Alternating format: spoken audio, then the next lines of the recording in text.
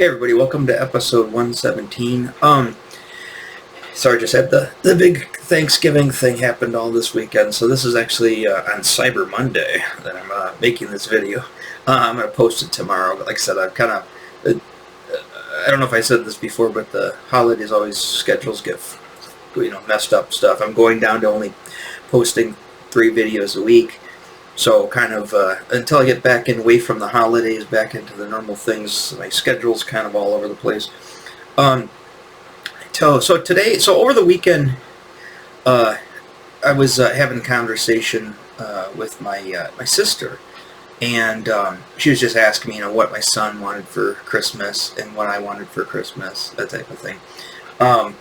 And I was just thinking about I'm sure there's lots of things I'd love to have, but it's like, what would be something that would be cool that, or something that I kind of, have my eye on, but not really jumping on myself at the moment.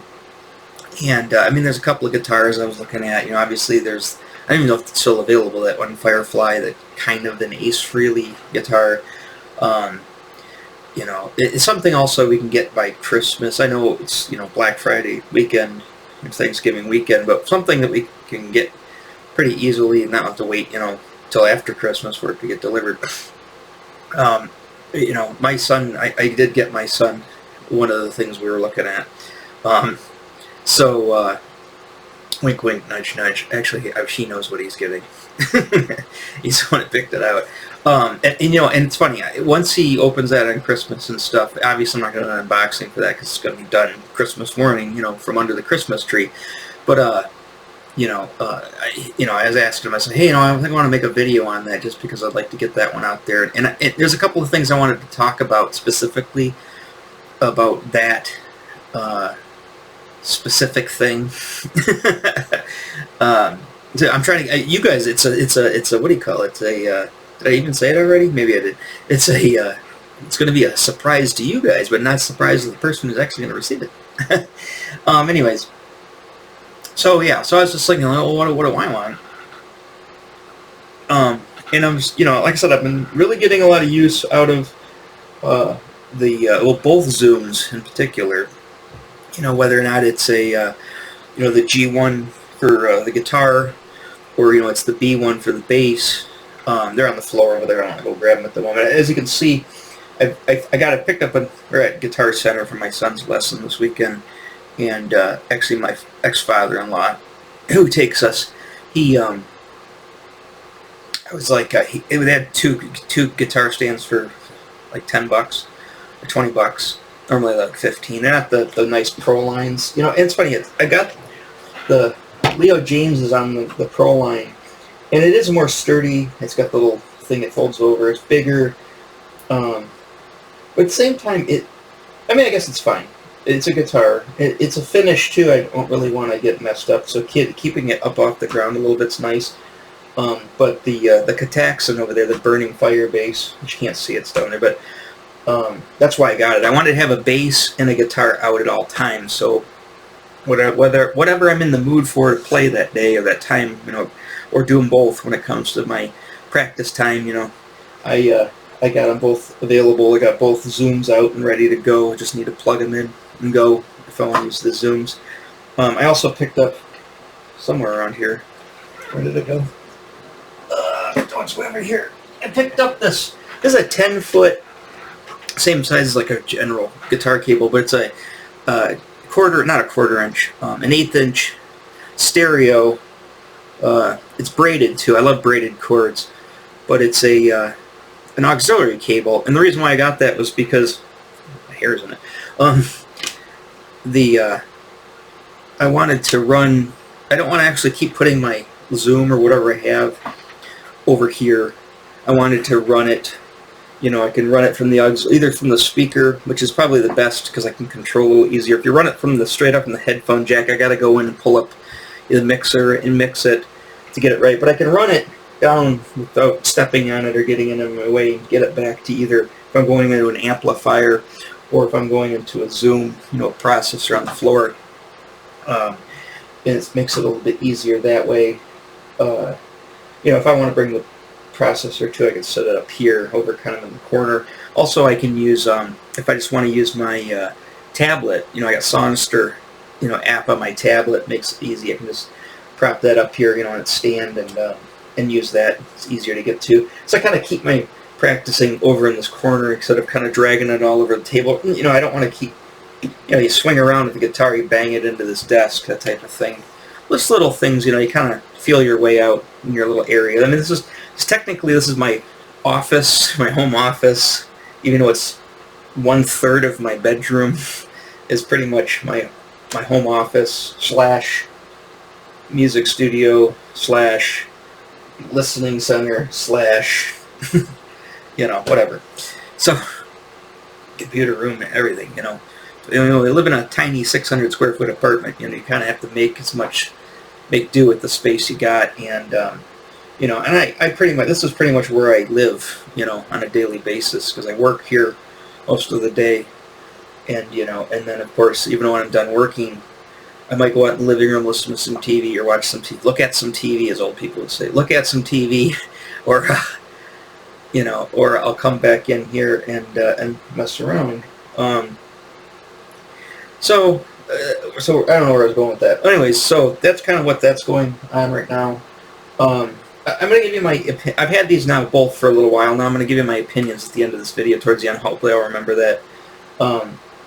It was funny, the last video on Transformers, the movie, the soundtrack, I forgot, I had it pulled up. You guys probably even saw it in my tabs on the screen, but I totally wanted to talk about Cybertronic Spree, which was the cover band that dress up in the cosplay / cover band that do a lot of the songs. They do other songs too, but they pretty much do the whole soundtrack. And I wanted to bring them up and give them a mention, a shout out, but I totally forgot. Remember, my son kind of interrupted me at the last minute. He's at school right now, so don't have to worry about that. But anyways, yeah. So yeah, I forgot to mention that. And I don't have it pulled up now, but just look up Cybertronic Spree on YouTube, and they'll go to their channel. Give them a shout out. Give them a subscribe, whatever. Give me a subscribe, which would be nice. Remember, I would like to. They've got plenty of subscribers. I could use a few. So subscribe to mine if you like my channel too. There's my plug. I got it in pretty early. Ah. So anyways, so back where I was at. So I thought to myself, well, what do I want? What do I need? What do I got my eye on? And I pulled out, this is my son's, I got this, actually my mom got it for him for Christmas, so his grandmother got it for him for Christmas last year. I mean, he picked it, I helped him pick it out, but he needed a guitar amp for here, and remember, we live in an apartment, and it's not soundproofed. I mean, it's pretty decent, but I can still hear people's television sets, so they got the stereo on.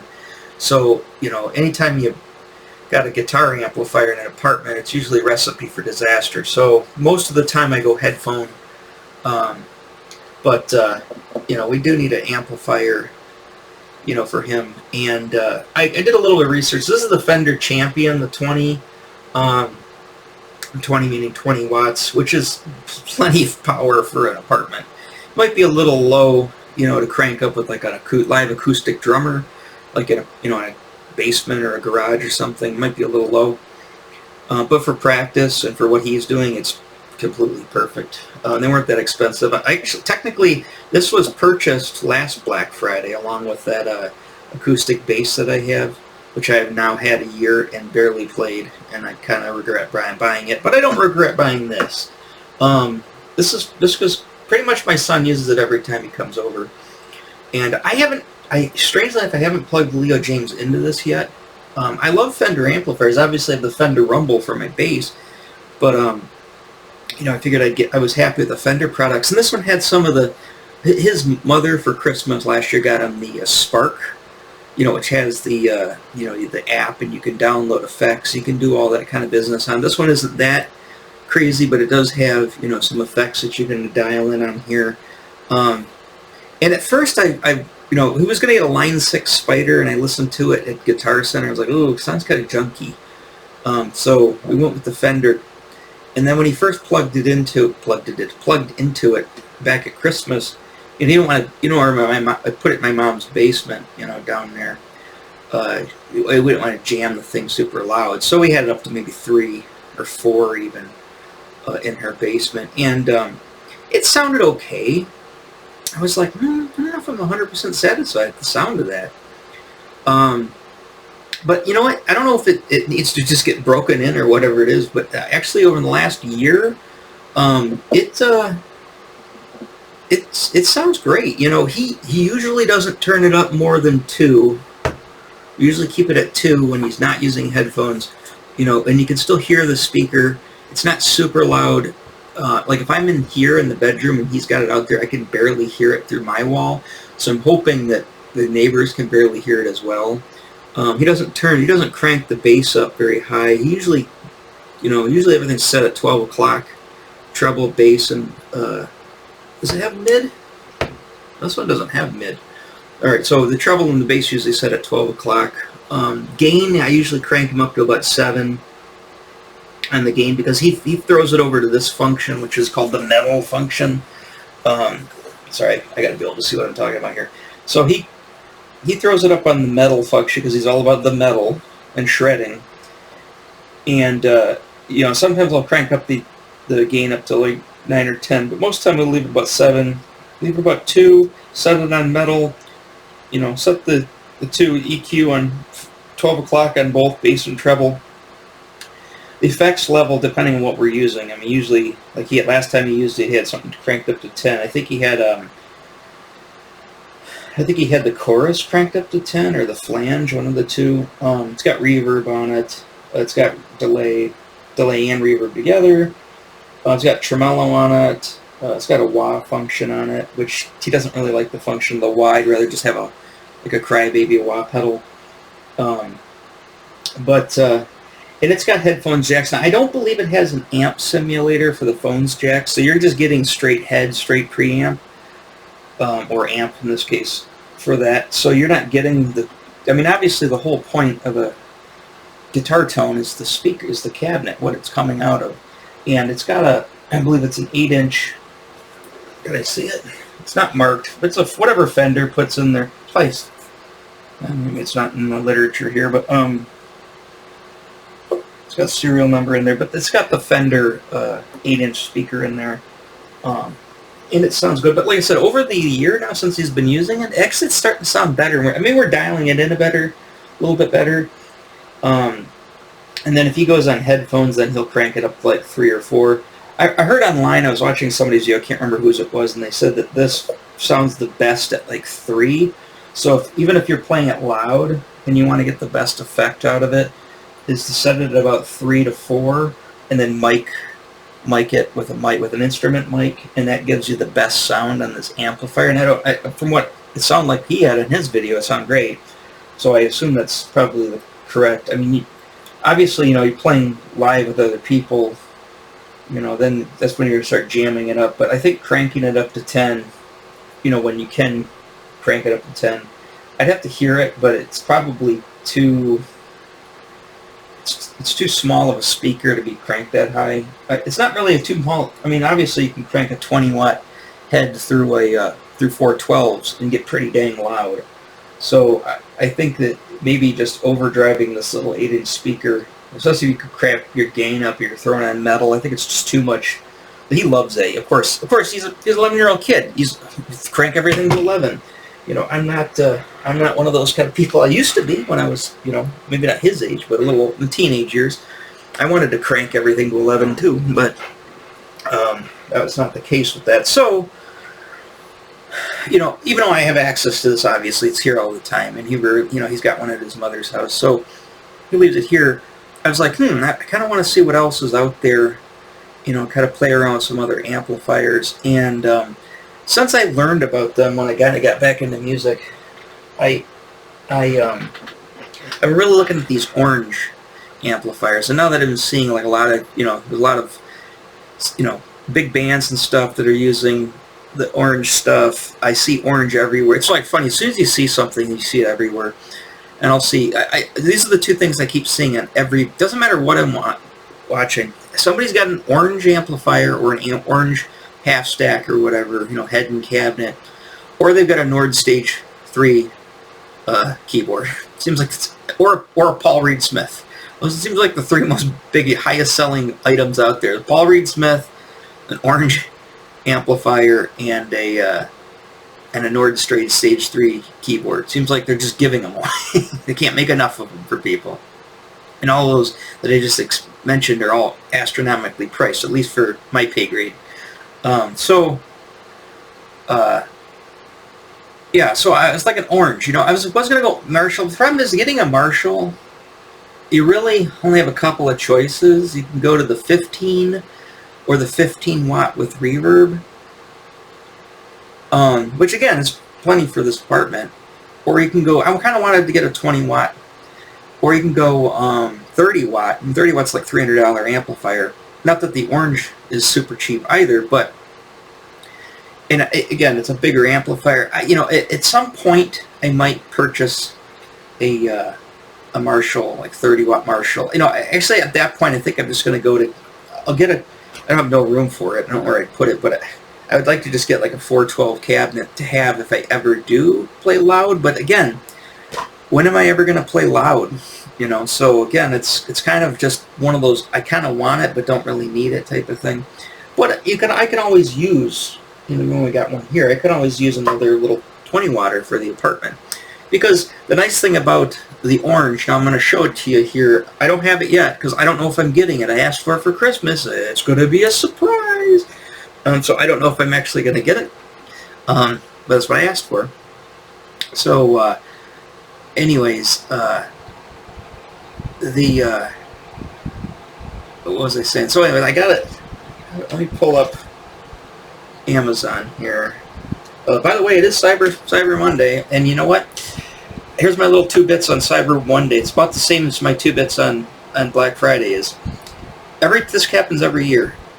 Nothing I ever want is ever on sale.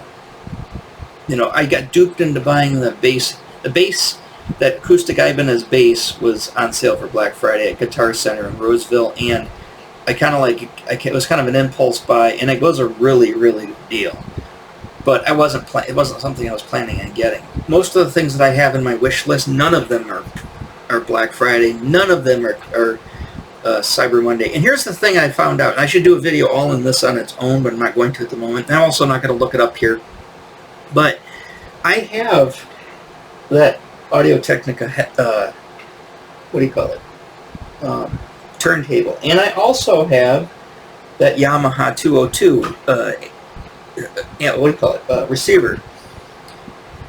Remember, I don't know if you watched my video on it, but when I bought it, that record player listed for $150, and I got it for like $120 or something right around there. It came like 121 or whatever. It was a few, you know, like $30 off. And so I pulled the trigger on it. And again, that receiver was at $200, and they had it on sale for $150. So I ended up buying them. Okay, fast forward not even a year. We're talking, that was in July. It's now 6 months later, and it's like, oh, they're on sale. Really? They are? Oh, the $150 turntable is now $120 again? Or better? No, it's $220 now for that same turntable, and it's on sale for $150. This is why I get pissed off at everything. This is why everything pisses me off. And the same thing with the receiver. The receiver's like jacked up like 200 and something. And I'm like going, okay, it's not 200, but it's on sale now for $200. That's what it normally costs. They do this with everything. I tell you, Amazon does this with It's not just Amazon. All of them, all retailers do this. When it comes down to sale time, they jack everything price up 30% and then say it's 30% off now. You know, where's the... What? You know, and then either A, it'll stay at the high price once Amazon, you know, once the Black Friday sales are all over and the Cyber Monday sales, it'll either stay high or it'll just go back down to what it was supposed to cost in the first place. And you're like, oh, wait a minute. So, I don't have any faith in sales. And when I see a sale, I got to really look at it and go, okay, I know that was this much money, and it's 30% up. Okay, that is a sale, because I know for a fact. But every time I see something on sale, it's just like, okay, it's the same price it is always, but now you jacked up the list price on it just to say that it's on sale. Enough about that. I won't go into that. I could make a whole video that rant for 2 hours on it, but you probably don't want to hear that. I think you get the point. So, where am I at here? Where am I at? Back at the screen. Okay, let's go back to the screen. So there is the orange. That's the 20 watt. That's not the RT. I want the one with the reverb. I was just also looking to see what else you can get in that range. And of course, there's like the Kataxins, which are cheap. You know, you got a Lix Pro. They even got a Leo James. I have Leo James right there, 20 watt. A lot of these don't have reverb. There is a Frontman as opposed to it, which is more of a bare bones amplifier than a Fender Champion. You know, you've got all these different ones. Most of them are all 8-inch speakers, 20 watts. You know, whether they have reverb or not, I would kind of like them to have reverb, just because the whole reason of using an amplifier is maybe I don't want to use my Zoom. And if they've got if it has a cabinet, the other thing is you're not going to get in these cheap amps is a cabinet simulation on the headphone jack. So even though you're not, you know, you plug in your headphones, which is probably what I'll use most of the time, it's going to cut off that 8-inch speaker.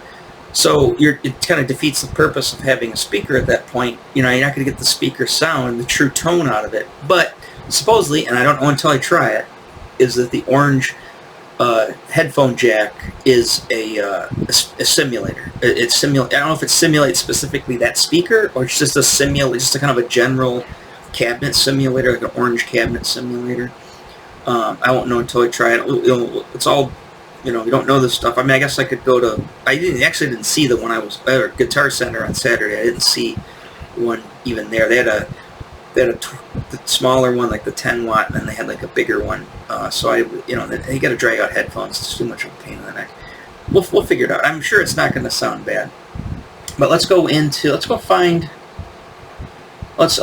the rest of these real quick. So yeah, you got the cheapos. Then you got the Fenders. That's my son has this one right here, the Spark. He's got the size one too. Positive Grids company. He likes it. I like it, but I don't know. He's a little weird about it. So here's there it is. There's the RT. That's the one that comes with the cable. There's the micro tear. I was also thinking about getting a micro tear. Now again, I don't know if the phone jack has a simulator in it. And again, it kind of defeats the purpose at that point. The whole reason is to have a speaker to play if I need a speaker to play, instead of using headphones. And obviously you need a speaker if you got this, and that's going to be more money. So kind of ruled that one out. I know in the Ghost video I talked about the better one, the bigger one. It's got more of an EQ on it. And if I was to go with something like that, I would probably go with like that. The other one, like the Ghost guy uses. But here's the RT. So I didn't get the one that comes with the cable. It's the same price, but so this is, again, I don't have this yet. I asked for this from Sandy Claus, not from my sister. So I don't know if my sister's gonna get it. She probably will. Again, none of them are on sale on any of the sale days. Of course it's not, because this is stuff that people want. Why would you put something people want on sale? But let's see if I can bring up the. Let's see, okay. So yeah, so you've got. So it does have reverb, which is what I want. It does have a built-in tuner, which is kind of nice because the Zoom has a tuner on it, and I got the little clip on there too. But if I don't want to, if I'm just using the amp and I'm plugging into the amp, I don't want to have to. You know, it's nice just to have the tuner in there. Just hit it and tune, go. I'll talk about tuning on those two guitars too as well. Now that I've had them for a while. You got a clean, dirty channel. So you do have two channels. You can get an optional. You can buy an extra little foot switch on this, but you know, I get with an amplifier that small, you just put your hands on it. I don't play a lot of songs where I'm switching back and forth. I mean, not to say that I can't, but I'm just saying is I don't normally do that. So if it comes to the point where I need that, it's like $30. I'll just buy the foot switch for it. But you know, you do have your middle, so you do have mid on this, which is nice. So you got your 3-band EQ, and technically, I mean, this is a good head because if you run this out, even if you run this out through your headphone jacks into a 412, you know, it'll power it and it'll be pretty loud. You'll get the 412 experience, but you've got pretty much all of the controls and the same wattage that that other bigger little head has. So, and it's going to cut your speaker. I wish there was a dedicated out, which would be nice, because then you could still use this speaker. But I guess if you're using 412s, does anyone really care about the little 8-inch speaker that's sitting on top of it? No, you're probably more concerned about powering those 412s. So it's moot at that point. But yeah, you got your input, blah blah blah. So you got all this. I'm glad that they're marked here. I don't like it when they just do the symbols. I know what they mean, but just at a glance, I would just like to be able to read the words. So you've got this, and you do have there's an auxiliary jack there, so I can pipe in the tablet or the computer. So yeah, I thought this would be pretty nice to have here, my little bedroom jammer.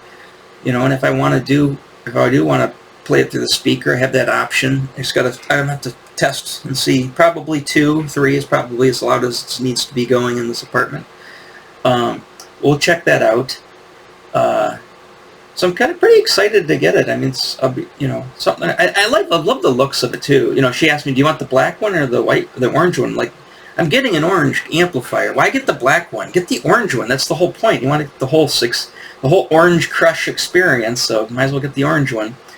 So wait a minute. Okay, that's the bigger. Okay, so I just noticed this. So here is this by what, the 30 watt, 35 watt. Okay. So at the 35 watt, you get an effects loop, you get a foot switch. Oh, you still get a dedicated line out, or do you?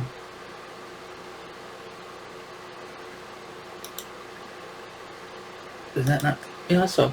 So you get an effects loop, which you probably don't need with the smaller one, but I still don't see a line out, a dedicated line out, which would be nice. Orange, if you're listening, that's what you need. You need to put a dedicated line out so you could power, so you could have this as like a little monitor maybe near you, just here, like you're on stage, or if you're playing where you need that much amplification. So you have something you can kind of, if you're going to get to the controls like on a stand or something kind of blasting at you, but at the same time you can go run a cord back and power a 412, if you need it behind you to kind of push out to the audience. Yeah, so there's that. Is that the little? That's the 12 was the small, the teeny weeny one. But the 20 watt RT is the one I'm looking at. Only 5 left in stock. So anyways, yeah. So I mean, out of all the other ones, so I could have got this Lix Pro, which is pretty much just like a copy of a. It's basically just a copy of a, what do you call it, Marshall, but they give you a 10-inch, it's 60 watt 10-inch, so obviously I don't need anything that big, and it kind of, I don't know how well it sounds. You can get a different color, you can get it in orange if you want it, but they also make Behringer amplifier. Behringer, who makes the clones of the Boss pedals, they have a, I should put it in Guitar Amplifier. They have this guy here, and you can get a 10 watt and you can get a 20 watt. Here's the 20 watt here. And from what I heard, I watched a video on this. This is almost, again, remember how the pedals are pretty much clones, just inexpensively made clones of the Boss pedals. Supposedly this is the same thing. It's just a lesser expensive version, of a Marshall. And it's pretty bare, and it's got exactly what you wanted. Pretty bare bones. You've got, this one's $100, so it's 100 less than the orange. But this one's got, sorry, I'm trying to pull up the. Stay up, you schmuck. Here we go. So it does have, it's got 2 channels. It's got a clean channel. It's got an overdrive channel. It does have 3-band EQ. It does have reverb. And the thing is, this one has a dedicated line out. Now, I don't know why they made it I could see why you'd make a headphone jack that. So you're going to need an adapter if you want to run that into a cabinet, but you can run that one into the cabinet. That's what I wish the orange would have, was a dedicated line out. I'd like it to be a 1/4" jack, so I don't have to run it through an adapter. And I would rather it be on the back of the amplifier, not the front. But this one does have that on there, so you know, it doesn't have a tuner though, so you know, which isn't common on amplifiers anyways. But you know, it's kind of a toss-up. I think, you know, from what I heard on the video, this stuff sounds, he played it like back to back to the two. I think a 15 watt RT, 15 watt with reverb, Marshall, sorry. And he's like, it's pretty close. It's almost the same thing. So there's that option. It doesn't look as cool. I mean, I know there's that guy on there. He keeps saying, you know, quit listening with your eyes, it's really hard to not listen with your eyes. You know, it's like nobody, if you're going to record this or if you're going to play this, right, outside of being on stage, but if you're just going to play it, nobody sees this. Or just like nobody sees your guitar either if you're on a recording, right? So, you know, just thinking, oh, I got this cool looking amplifier, it sounds better. It's all in your mind. But again, it makes me feel, and the whole reason I do this stuff anyways is it makes me, I'm not doing it for a living. And I'm not doing it serious as a serious musician. Remember, I tell you, I'm a shit rock guitar player. You know, I'm a better bass player, but you know, I'm actually like an intermediate bass player and a shit rock guitar, a perpetual, habitual beginner for the last 35 plus years on guitar. I mean, I memorized a lot of things that an intermediate player would play. I just don't put, until recently, I don't put enough practice time over the last 35 years to have the skills, have the speed, and have the dexterity. Also, by the way, and it's kind of scaring me because, I mean, I draw every day, you know, with this tablet, and I'm fine. I had a point in time where during like an inking process, my hand would cramp up really bad after like a few hours of inking, and I mean, I'm not inking per se, but I'm digitally inking. But I've traded up a different way of inking, which actually made the artwork look better. And it seems to have taken away that stress and fatigue on my hand, especially for long periods of time. But, you know, I've noticed playing the bass I had no problem. Getting back into the bass I had no issues. Now that I've been playing the guitar more, I'm getting some pains in my hand. And maybe it's just something I gotta muscle my way through, but especially bends, like when I'm bending, like if taking like that partial chord, and I bend those two strings up, you know, because a lot of the Kiss stuff I was playing has those bends. I love the sound of them. But that bend, ooh, sometimes it sends a shooting pain through my hand. I've also just trying to play a fast power chord, like zip back and forth. I got dang it, like power chord. Sometimes that'll put some pain in my hand. So I don't know what's going on with that. Hopefully it's nothing serious, but I do have some pain in my left hand. Playing the guitar only. So again, it might just be a breaking in my hand to a guitar. The bass didn't seem to give me as much grief, but now that I'm playing the guitar, and I think it's because I'm a little more, the bass I'm a little more soft. Just like now I've gotten a little more softer with the drawing, right? But with the guitar I'm a little too more rigid. I'm a little too more kind of, you know, clenched on that guitar neck. And it might just be that I need to learn how to loosen up. The better I get, the more I'll loosen up. But it's something to keep an eye on. I'm not overly concerned about it at the moment. It's something that kind of caught my notice, like, huh, what's going on there? So anyways, yeah, the Behringer, you can get the Behringer. I think they make even a one step bigger. I thought they made a 30 watt. But, and I don't think that the 10 watt has a reverb on it. Maybe it does. But that's an option. You know, I think, you know what, there's one for 150. It's a Behringer. I think they do make a, is it just sitting right in front of me? I'm an idiot. Yeah, right here. I'm an idiot. It's right in front of me. So there's the, this is a 40 watt. Now, this is about as big as I need. I don't really need anything that big. But that gives you all the, and, oh, it does give you a foot switch. Okay, that one gives you a foot switch connector and the line out. Again, wish it was a 1/4 inch. But this one pretty much gives you everything you would need for that purpose. And again, if you want to look cool with your Marshall, just get a Marshall cabinet and hide this one behind it. There you go. or hide it where you're, have this on your amplifier stand where you can get to the controls. Nobody really needs to see this one, but they see that cabinet and they, oh, he's running a Marshall. If you want to listen with your eyes. But I don't know. I don't know who makes the speaker. I thought it was, okay, it's some other company. It's not Behringer. Behringer makes the circuit. Makes all the makes the solid state technology. Again, these are all solid state. Output impedance with, so maybe, you know what? Right? Look at that. Look at that. I didn't even notice that before. There is a 1/4 inch output in the back that you can.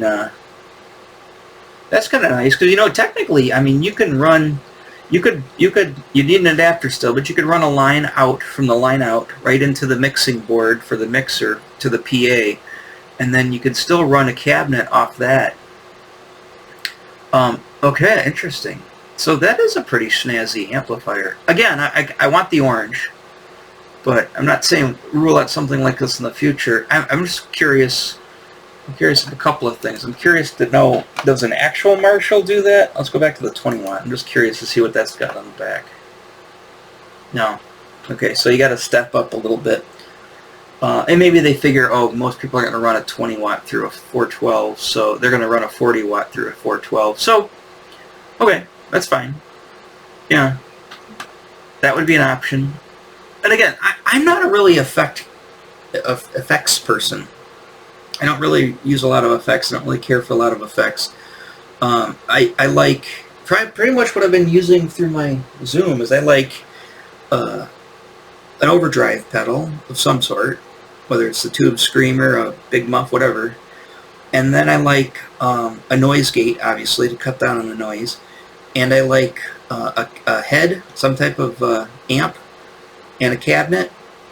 And some little, either a plate reverb or a room reverb, some kind of reverb, because I want to, I'm using the cabinet simulator, so I want to simulate it being in a room. Like me cranking up an amplifier in this room, it's going to have a specific sound, or a better room than this. This is an apartment room, but, like a room with hardwood floors, something that's got more of a resonance to it, would sound better. So that's with hardwood floors. So, but I don't have that ability, so I need to simulate amps, simulate a cabinet at some point. Like I said, putting an amplifier, a 20 watt amplifier up at 2 or 3 is fine for the apartment. I'm not really getting I can mic it, and run it through something and put it through headphones, if I want to kind of hear what that sounds like, or if I'm recording it, but I don't need to have, it's just for, for reference monitoring at that point.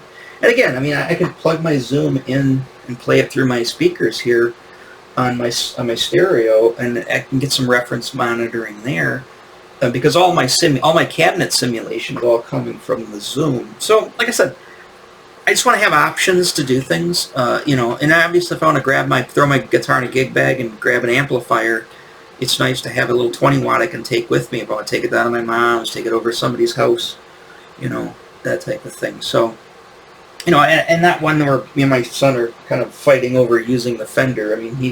That's his Fender, so he can do with it as he pleases, but I'd like to have my own. He's the guitar player in the family. I'm more of the, bass player and the shitty rock player, shitty guitar player. Yeah, so that's what it is. So I'm looking forward to getting that. Now, let me finish up. I got a few more minutes I want to talk here. It's just, I have the orange pulled up here. This is the listing that I got with it, and there are only 2 left, so there's still some left on there. You guys are looking for. Remember, this is Cyber Monday, but none of this stuff is on Cyber Monday sale. So, all right. So here is my assessment now after I've had the Leo James now for what, a month-ish? Somewhere on there. I've had the Cataxin Burning Fire for what, probably 2 months-ish? Whenever I got the unboxing videos, those are the days I unboxed it that I got it. So that's how long ago I got it. But so what are my opinions on these guitars now after having them and dinking around with them? I did get the Kataxin set up professional. And I'm not saying that the guy didn't do a great job, you know, but he definitely didn't do much. He said, "Do you want new strings?" It came with strings or brand new strings on it. I said, just leave the same strings. So I didn't change the strings on it. That might be an issue. But he said the intonation on it is perfect. I checked the intonation myself when I got it, and it was perfect. He said it was perfect. He didn't have to do anything really to that. He said it took a minor truss rod adjustment. Okay. And he set the action. I had the action. I don't know if he set the action because I kind of monkey with the action just a little bit in the low E just to see if I can get rid of that buzz, because that's why I had it professionally done. I don't really know what I'm doing exactly. I mean, I know what I'm doing, just I have a lot of practice at it. But I couldn't get that buzz out of that F, that first fret E string. So I had it set up. It only cost me $20, but and it felt great, but it still buzzes. And I'm trying to figure out how to get that buzz out of there. I don't want to kind of mess up what the guy's already done. I spent $20. Technically, that was a fifth, or fourth of the price of the guitar. So I don't want to get too heavy into, getting it done. And I don't really want to mess up what the guy already did. But I'd like to get that buzz out of the F. It's not terrible, but it bugs me a little bit. But from there, it's pretty much fine. I gotta say that the wood, it's got a tone to it, and I haven't played it too loud through a speaker, but I have played it in the headphones, and I played it through the Zoom with the cabinet simulation and stuff, and I kind of tweaked it a bit. It plays like a Jackson. If you ever played a Jackson bass, I find Jackson basses to be a little too tinny. And that's what it sounds like. It sounds like playing a Jackson. It doesn't have the sound of playing a P bass or even my Spectre. It's a little tinny. Again, it's great for beginners. I mean, don't get me wrong. It sounds great for a beginner. But for me, it's just a little tinnier than I like. So I kind of try to find some low end. I was cranking up some of the low end on there. It's a little too mid-rangey to me. I mean, I like mid-range bass, but I like a little more low end, and it doesn't have a lot of low end. I mean, it's made with that weird wood. And that probably has a lot to do with it, but it's not. But like I said, for whatever I paid for, $80. I mean, yeah, for $80 I don't care, or $90. It was $89.99.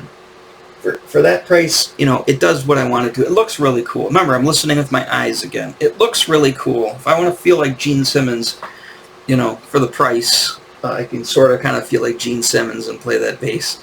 Kind of neat. It's fun to play like God of Thunder on. But my son, he's got the Spectre. He took the Spectre to his mom's because they're putting together a little music room, and I thought he might need a bass over there, so I sent that bass. He doesn't want to take the acoustic. Nobody wants it. But he took the Spectre over there. Again, the Spectre does need work, but I guess it's fine for the time being.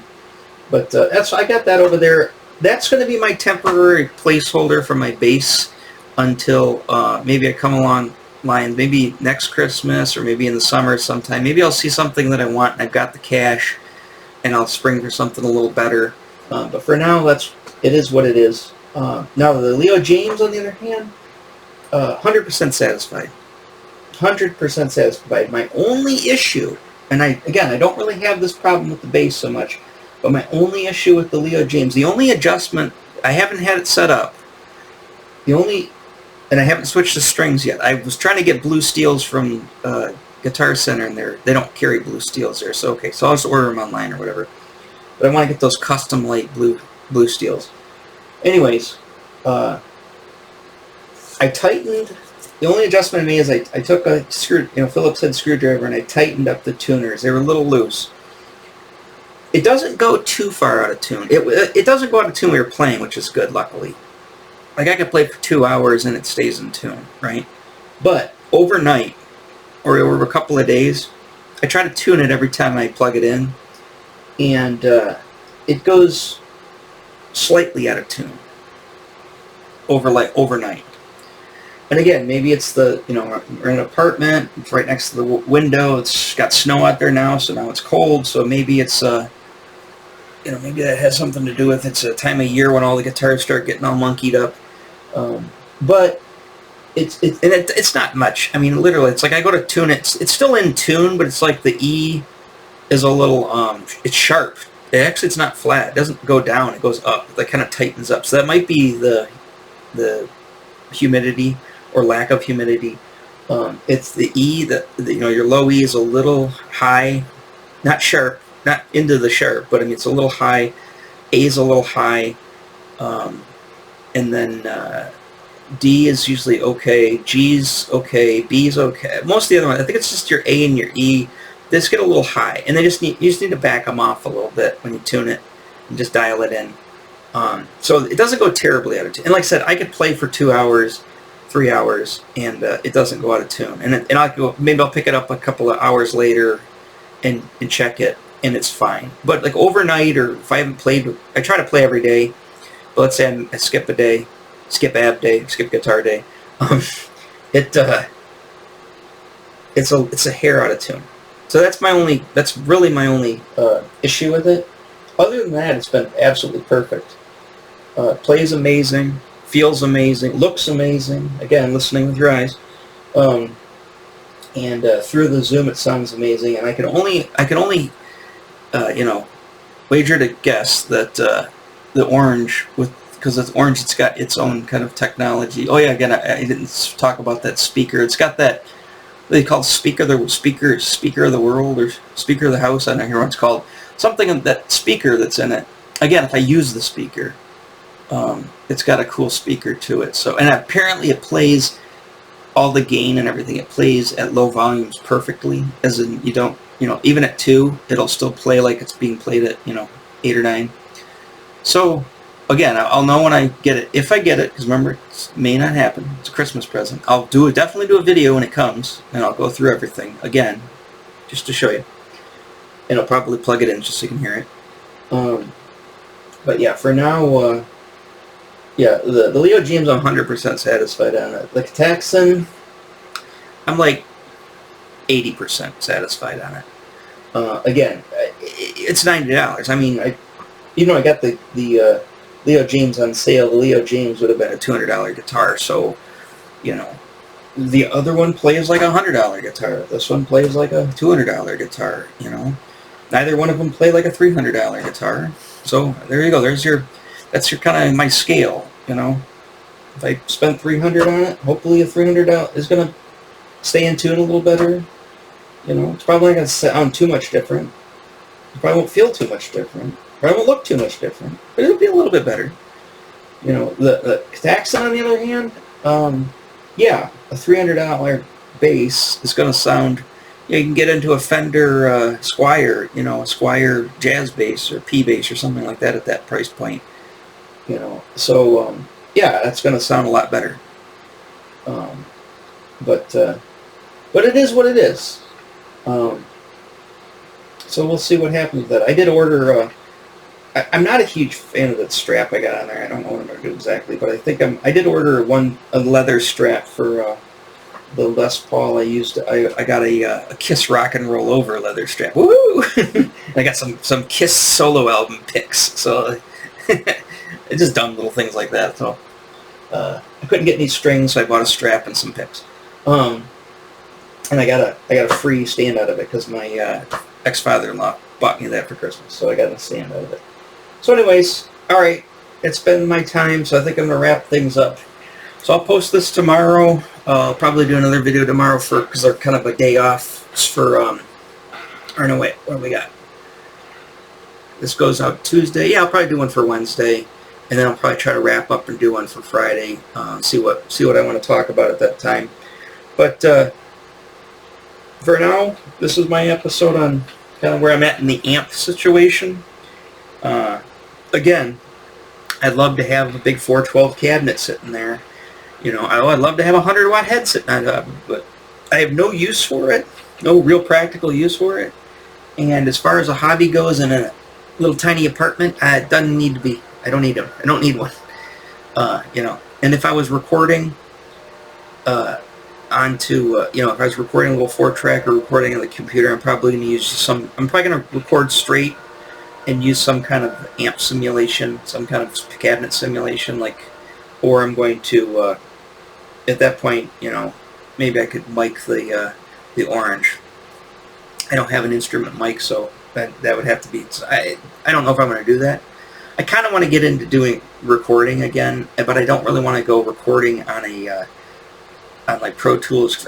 Pro Tools is really expensive, and I really don't like using the PC to record. I would rather record on like a 4-track or an 8-track, you know, little hands-on little unit. And they've got a few of those that are pretty cool. I want to get my hands on the knobs. I don't want to sit there and have to with the mouse. I want to get my finger on the knob and on the slider and turn it. You know, I want to see the light. You know, I don't want to accidentally, oh, god damn it, I just shut the window down, or god damn it, now I can't see what I'm doing because I got 9 other things stacked on top of it. I want to see the 4-track and go, okay, I'm on line 1, or I'm on line 2, and I'm not clipping, and I can tweak it, and I'm going to hit record, boom, you know, or however, you know, that type of thing. So, the way we used to do it back in the 90s with the tape 4-track. So I'd like to, if I'm going to do any recording in the future, I think I'm going to be looking into something like that. So, alright, let me let you go. I don't want to run it too late here. So, I will catch you the next time. Remember, like and subscribe if you like this stuff. If you got any comments, anything you want to talk about this stuff, by all means, you know, what do you call it? Send me a message. Let's talk about this stuff. Again, open dialogue. You know, I love the feedback. Love to hear from you guys, so do that as well. Alright, talk to you then. Bye-bye.